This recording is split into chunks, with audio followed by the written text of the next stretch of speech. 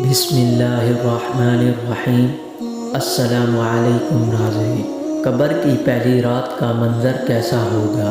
یہ ایک ایسا سوال ہے جس کی تلاش میں ہر دوسرا شخص نظر آتا ہے۔ آج ہم اس سوال کا جواب آپ کے لیے اسلامی نقطہ نظر سے لے کر حاضر ہوئے ہیں۔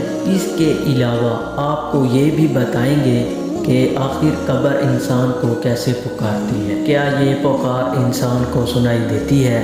حضرت ابو سعید خدری رضی اللہ تعالیٰ عنہ سے روایت ہے کہ سرور کائنات صلی اللہ علیہ وسلم نے فرمایا، لوگوں، لذتوں کو ختم کرنے والی موت کو کثرت سے یاد کیا کرو۔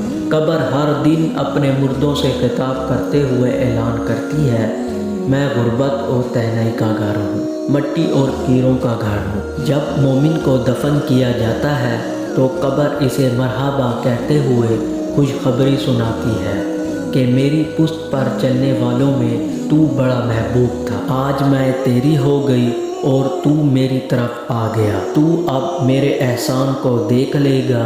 یہ کہہ کر قبر تا حد نگاہ پوشیدہ ہو جاتی ہے اور جنت کا دروازہ اس کے لیے کھول دیا جاتا ہے، جہاں سے اس کو جنت کی تازہ ہوا آتی ہے۔ حضرت ابو ہریرہ رضی اللہ تعالیٰ عنہ کا بیان ہے کہ رسول صلی اللہ علیہ وسلم ایک جنازے میں شریک ہوئے، پھر فرمایا میں بھی آپ صلی اللہ علیہ وسلم کے ہمراہ تھا۔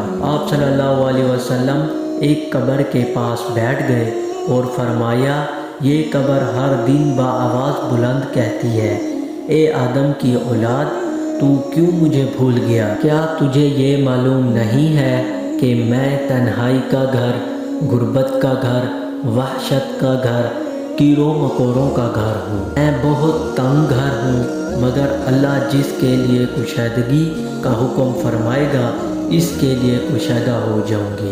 اس کے بعد آپ صلی اللہ علیہ وسلم نے فرمایا، اے قبر، تو یا تو جنت کا چمن ہے یا پھر آگ کا ایک تندور ہے۔ حضرت ابو حجاج رضی اللہ تعالیٰ عنہ سے روایت ہے کہ رحمت للعالمین صلی اللہ علیہ وسلم نے فرمایا، مردہ جب قبر میں رکھا جاتا ہے تو قبر اس سے کہتی ہے، اے ابن آدم، تو ہلاک ہوا، تجھے کس چیز نے مجھ سے دھوکے میں رکھا؟ کیا تجھے معلوم نہ تھا کہ میں فتنہ، تاریکی اور کیڑے مکوڑوں کا گھر ہوں؟ تجھے کس چیز نے مجھ سے بہکا کر نادار کر دیا اور تو میری پشت پر خوب اکڑ کر چلتا تھا؟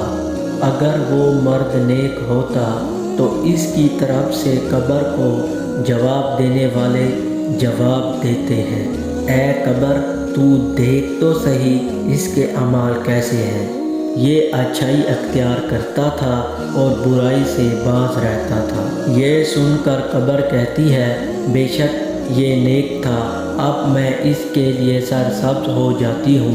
مردے کا جسم اس وقت منور ہو جاتا ہے اور اس کی روح اللہ تعالیٰ کی طرف بھیج دی جاتی ہے۔ حضرت عبداللہ بن عبید رضی اللہ تعالیٰ عنہ سے روایت ہے کہ رسول صلی اللہ علیہ وسلم نے فرمایا، مردہ قبر میں بیٹھتا ہے اور ان لوگوں کے پیروں کی آواز بھی سنتا ہے جو اس کے جنازے کے ساتھ قبر تک گئے ہوں۔ مردے سے اس کی قبر کہتی ہے، اے ابن آدم، تیری ہلاکت ہو، تو نے میری تنگی، بدبو اور کیڑے مکوڑوں کا خوف نہیں کیا، اس لیے تو نے ان چیزوں سے بچنے کے لیے تیاری نہ کی۔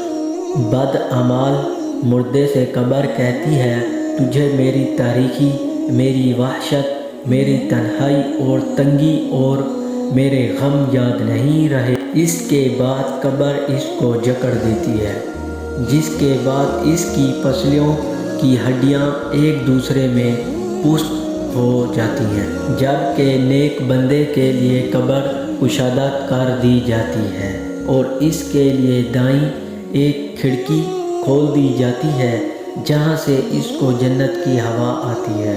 اللہ پاک ہم سب کو قبر کے عذاب سے بچائے اور ہم کو نیک اعمال کرنے کی توفیق عطا فرمائے۔ آمین یا رب العالمین۔ جیسا کہ دیکھ رہے ہیں ناظرین آپ ہمارا چینل اسلامک ہسٹری، زیادہ سے زیادہ اس کو لائک اور سبسکرائب کر دیں۔ مزید ویڈیو دیکھنے کے لیے ہمارے چینل کو سبسکرائب کر دیں۔ اللہ حافظ۔